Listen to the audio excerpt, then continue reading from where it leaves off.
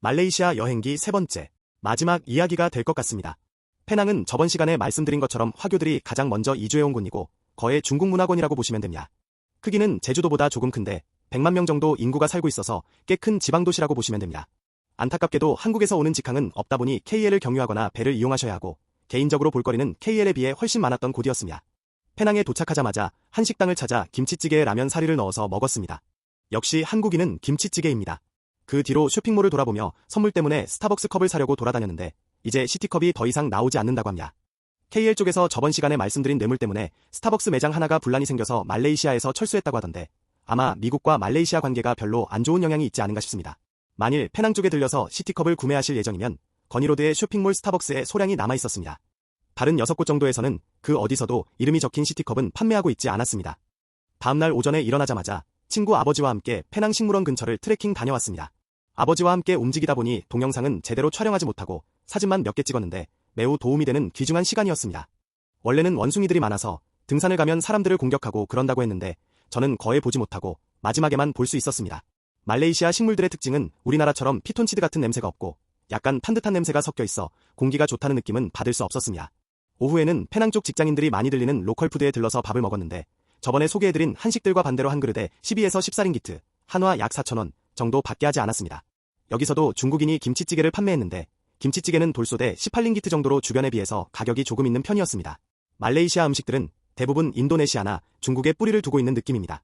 식사를 마치고 페낭에서 가장 유명하다는 극락사, 캑 록시 템플에 방문했는데 페낭에서 가장 유명하다고 해서 와봤는데 솔직히 그냥 관광지입니다. 여기저기 보수한 흔적들과 안에서 짧은 거리 올라가는 동안 기념품 가게만 3곳이 있고 입장료를 내고 들어가는 곳에는 신발을 벗고 고승을 기리는 사당 정도가 볼 것이 전부입니다. 만약 방문을 하시게 된다면 큰 기대는 하지 않으시는 게 좋고 다른 문화와 비교를 하면 안 되지만 오래된 절, 유적지의 느낌보다는 수준 낮은 카피형 관광지를 보는 느낌이었습니다.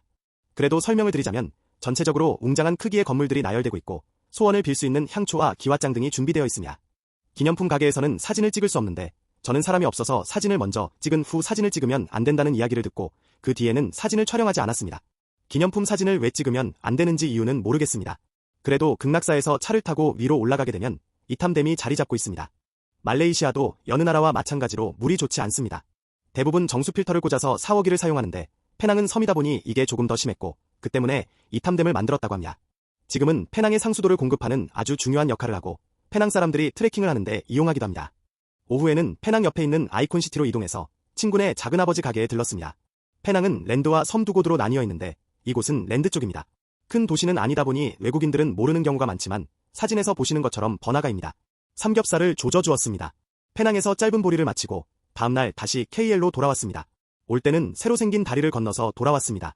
한국에 돌아오기 전에 KL에 볼 일들이 남아있었고 여기에서도 현지에서 사업을 하는 한국 사람들을 만나기 위해서였습니다. 물론 중간에 골프도 치러 나갔습니다. 저는 골프를 좋아하지 않지만 여기서 야외에서 공 100개를 치는데 약 18링기트, 한화 6,000원 정도밖에 들지 않습니다. 돌아와서 페낭에서 못했던 운동을 조금 할 겸 도시 모습을 보여드릴 겸 러닝을 뛰었습니다. 아무래도 뛰는 중이다 보니 영상이 많이 흔들리는데 중간에 몬키아라 국제학교들이 보입니다. 현지에서 아침 6시 반이면 학생들을 어머니들이 스쿨버스를 태우며 교육시킨다는 이야기를 전해드렸었는데 국제학교마다 차이가 있지만 보통 어릴 때 중국 학교에 보내서 중국어를 익히게 한 뒤 영어를 익히게 하는 게 일반적입니다. 대략적인 금액은 가든 국제학교라고 하는 KL 최고의 국제학교 기준으로 저학년 때는 한화로 약 1.5억, 고학년 때는 3억 정도의 학비가 필요합니다. 뛰다 보니 길을 잘못 들어서 로컬 사람들이 출퇴근하는 골목길로 들어섰는데 바로 옆에 있는 제 친구 집과 비교해도 확연한 차이를 느낄 수 있습니다. 건설업이라는 게 하면 할수록 돈이 되다 보니 말레이 현지 가난한 로컬들은 계속해서 옆쪽으로 밀려나고 있고 그와 반대로 건물들은 계속해서 올라가고 있는 모습이 보였습니다.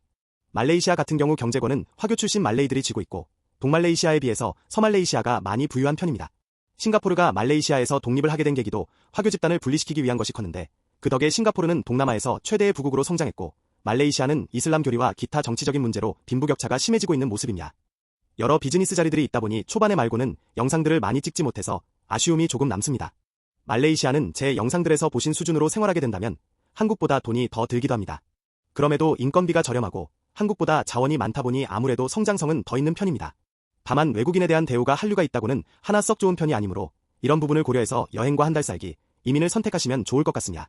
이번 여행 영상은 여기서 마무리하고 저는 10월에 일본 여행 영상으로 다시 찾아뵙도록 하겠습니다.